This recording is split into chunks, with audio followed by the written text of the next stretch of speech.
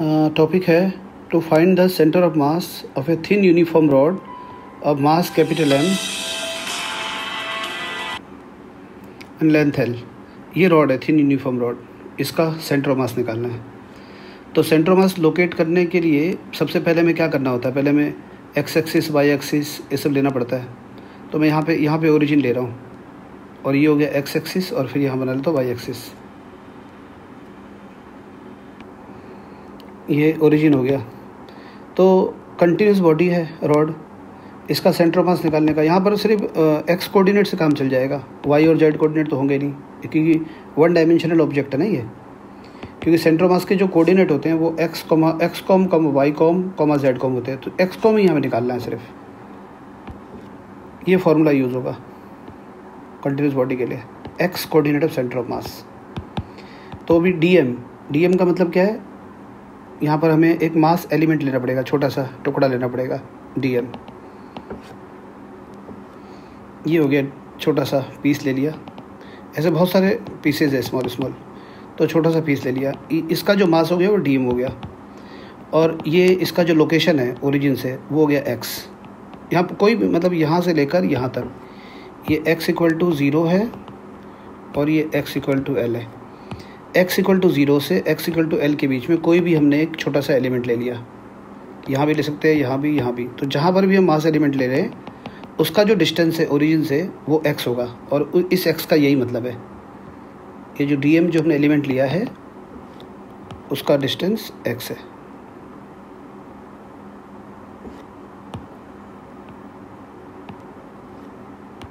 अब जैसे सपोज़ करो हमें ये लेंथ पता करना है कि ये लेंथ कितनी है। तो अब सपोज़ कर लेते हैं कि यहाँ तक ओरिजिन से लेकर यहाँ तक ये हमने डिस्टेंस को हमने x1 लेट कर लिया और यहाँ तक ओरिजिन से लेकर यहाँ तक ये हमने लेट कर लिया x2। तो ये जो बीच में है ये वाला, इसको हम क्या बोलेंगे, x2 minus x1 delta x। अगर ये बहुत स्मॉल है, ये लेंथ अगर बहुत कम है तो इसको डेल्टा x ना बोलकर हम क्या बोलेंगे, dx। तो ये बात समझ आई कि इसकी जो लेंथ है वो dx है, ठीक है। अब x1 x2 नहीं लिख रहा हूँ, ये बहुत ही छोटा है, तो x1 को मैं x लिख रहा हूँ, x2 लिखने की ज़रूरत नहीं है। तो ये लेंथ जो है ये वाला ये dx है। अब x coordinate of centre of mass निकालना है, यहाँ से करेंगे ना। ये dm कैसे निकाला जाए, तो मैंने लीनियर मास डेंसिटी बताया था ना, यहाँ पे लीनियर मास डेंसिटी यूज़ होना है रॉड के लिए, लैम्डा, वन डायमेंशनल ऑब्जेक्ट के लिए लीनियर मास डेंसिटी। तो यहाँ पर हम क्या लिखेंगे, lambda equal to D M by D L. हो गया लेंथ, ये लेंथ, लेकिन यहाँ पे इस लेंथ को हमने डी एक्स लिया है क्योंकि एक्स एक्सिस है ना, यहाँ पे ये एक्स एक्सिस है, तो डी एल को मैं डी एक्स लिख रहा हूँ मैं, D M by D X. तो डी एम इक्वल टू कितना हो जाएगा, लैम्डा डी एक्स, ये ऐसे हो जाएगा। तो हम यहाँ पुट करेंगे डी एम की जगह लैम्डा डी एक्स। तो यहाँ ये सॉल्व करना है अभी। तो ये फार्मूला है। अब डी एम की वैल्यू में लिख रहा हूँ मैं लैम्डा डी एक्स, यहाँ भी लैम्डा डी एक्स।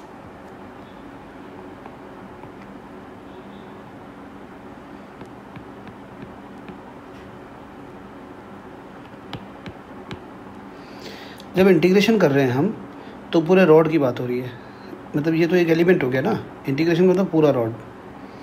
तो अब यहाँ इंटीग्रेशन लिमिट लगाना है, तो यहाँ x इक्वल टू 0 है क्योंकि dx है ना, तो लिमिट x वाली लगेगी, x इक्वल टू 0 से लेकर x इक्वल टू L, 0 से L, x की वैल्यू 0 से L। लैम्डा कांस्टेंट है, लैम्डा कट जाएगा, ऊपर हो गया x dx और नीचे हो गया dx, और इसका आएगा x²/2, नीचे आएगा x। तो कट आके x/2 हो गया और 0 से L की लिमिट बनी हुई है, तो आंसर आएगा L/2। तो इसका मतलब क्या हुआ, जो रॉड है, रॉड का जो सेंटर ऑफ मास है इसके एक एंड से L/2 डिस्टेंस पे है, मतलब मिडिल पे है, बिल्कुल at the middle of the rod. तो यहाँ पर इसका सेंटर ऑफ मास है रॉड का। रॉड का सारा वेट हम बोलेंगे रॉड के मिडिल में है। ये रॉड है, इसका सेंटर ऑफ मास यहाँ पर है। इस तरह से। तो रॉड का जो सेंटर ऑफ मास का कोऑर्डिनेट है, सिर्फ एक्स कोऑर्डिनेट ही लेना है हमें, L/2, वाई और जेड कोऑर्डिनेट यहाँ पे 0 0। These are the coordinates of centre of mass of rod. ये एक रेक्टेंगुलर प्लेट है, इसकी लेंथ है L, ब्रेड्थ है B। इस प्लेट का सेंटर ऑफ मास निकालना है, रेक्टेंगुलर प्लेट या पेज ऑफ पेपर मान लिया। तो इसको कैलकुलेट करने की कोई ज़रूरत नहीं है, इसका हम सिमेट्री वाले तरीके से करते हैं।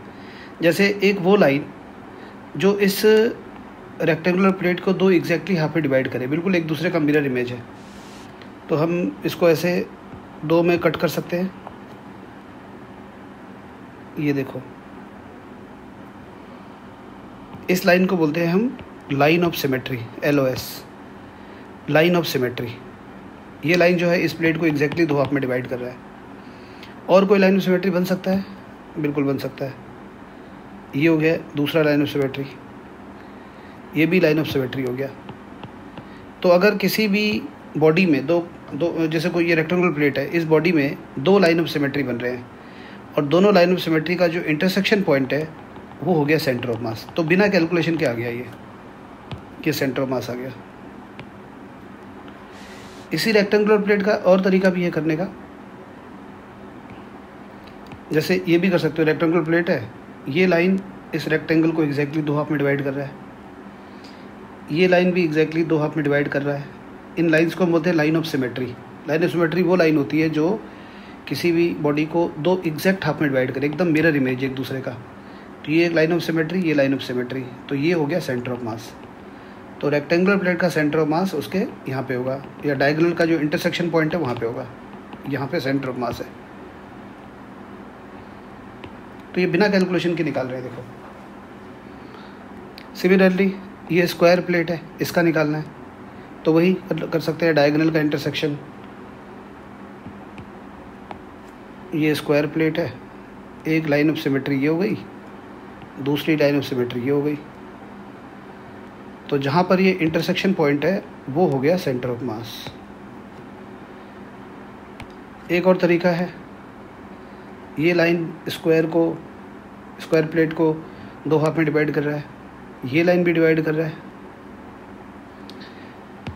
तो दो लाइन ऑफ सिमेट्री यहाँ पे इंटरसेक्शन पॉइंट है, ये हो गया सेंटर ऑफ मास। अब ये रिंग है, सर्कुलर रिंग है, इसका सेंटर ऑफ मास कहाँ पे होगा? तो इसके लिए क्या करेंगे, वही लाइन ऑफ सिमेट्री। जैसे एक डायमीटर ऐसे ले लेंगे, एक लाइन ऑफ सिमेट्री ऐसे, एक ऐसे। तो दो लाइन ऑफ सिमेट्री का जहाँ पे इंटरसेक्शन पॉइंट होगा उसको हम क्या बोलेंगे? सेंटर ऑफ मास। ये रिंग का सेंटर ऑफ मास, ये देखो, ये एक लाइन ऑफ सिमेट्री, ये दूसरा लाइन ऑफ सिमेट्री, यहाँ पर होगा सेंटर ऑफ मास। डिस्क का भी ऐसे होगा, डिस्क में तो यहाँ पे मास होगा ना, रिंग में तो मास सिर्फ यहाँ पे होता है, सर्कमफरेंस पे होता है मास। डिस्क पे मास यहाँ भी होगा। तो रिंग का सेंटर ऑफ मास यहाँ पे हो गया, स्क्वायर प्लेट का यहाँ पे हो गया centre of mass. So this is how we locate the centre of mass. तो जो बॉडी सिमेट्रिकल है उसका तो कोई ज़्यादा डिफिकल्ट काम नहीं है। ये सेमी सर्कुलर रिंग है, इसका सेंटर ऑफ मास बताना है कहाँ पर होगा। इसका रेडियस r मान लिया। तो लाइन ऑफ सिमेट्री देख लो, कोई लाइन ऐसा है जो एग्जैक्टली इसको दो हाफ में डिवाइड कर रहा है, ये लाइन ऑफ सिमेट्री हो गई। यहाँ पर एक ही लाइन ऑफ सिमेट्री है, दूसरी कोई नहीं है, मतलब सिर्फ यही लाइन है जो इस सेमी सर्कुलर रिंग को दो हाफ में डिवाइड कर रहा है। ये वाला और ये वाला एक दूसरे का मिरर इमेज है बिल्कुल। तो इसी लाइन पे कहीं ना कहीं लाई करेगा। ऐसे कोई लाइन ऑफ सिमेट्री ऐसे या ऐसे और कोई बन नहीं रहा है, तो इसी लाइन पे कहीं ना कहीं होगा। तो इसका डेरिवेशन है वो तुम्हें करना नहीं, बस रिजल्ट याद रखना है। तो इसका जो सेंटर, ये मान लो रिंग का सेंटर हो गया, सेंटर ऑफ मास जो होगा ये रिंग के सेंटर से 2r/π डिस्टेंस पे होगा। तो ये रिजल्ट याद रखना है कि सेमी सर्कुलर रिंग का सेंटर ऑफ मास कहाँ पे है, इसके सेंटर से 2r/π डिस्टेंस पे। ऐसे कुछ रिजल्ट है जो याद करना है। सेमी सर्कुलर रिंग है, centre of mass of a uniform semi circular ring lies at A distance 2r/π from its centre, centre से 2r/π डिस्टेंस पे।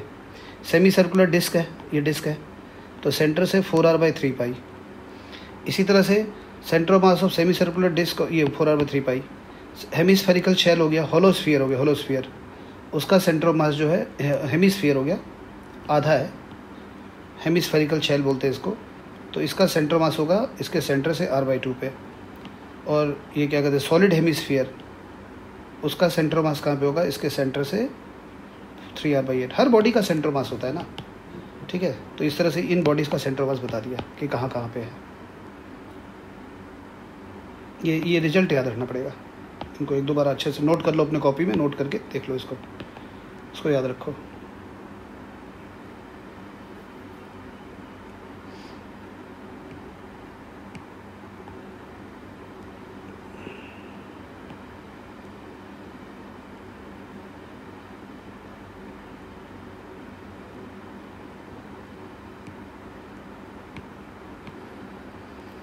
ये कौन है, इसका हाइट है h, तो इसका सेंटर मास जो होगा यहाँ बेस से h/4 हाइट पे होगा। सो इस तरह से हमने कुछ बॉडीज़ का सेंटर मास बता दिया किसका कहाँ पे होता है।